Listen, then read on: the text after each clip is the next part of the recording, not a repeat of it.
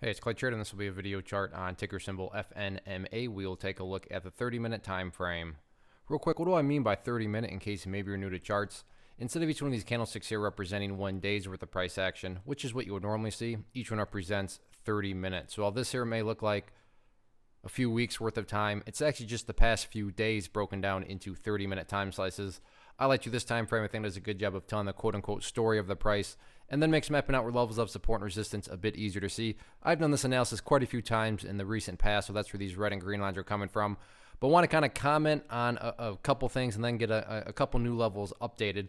The first point to comment on is, yesterday was not looking so good. Again, each of these represents 30 minutes. I bring that up because look at the final 30 minutes yesterday. Big red candle. Things were not looking good heading into today. However, to give credit where credit's due, the bulls actually bounced back very nice today. There was a little bit of a gap up, and then from there spent pretty much the entire day, turning around and going back upwards. So from where things were yesterday, not looking very good at all compared to, today. Good solid move from that perspective. Now, sure, it's not like today the price skyrocketed or anything like that, but the point being, looking at a little bit more context, for things just were looking very weak, heading into today, after the closing bell yesterday. But the bulls did a good job of holding. And with that, I want to just adjust this level of support down here now that we have more recent history. And 384 seems kind of random, but for whatever reason, there are definitely some buyers hanging out. And the big confirmation came because, that's where it closed yesterday. And then, that's where it bounced from today. And you can see that matches up perfectly back here from the 11th of January. So 384, definitely, kind of an area where, at least in the shorter term here, there are lots of buyers hanging around down there.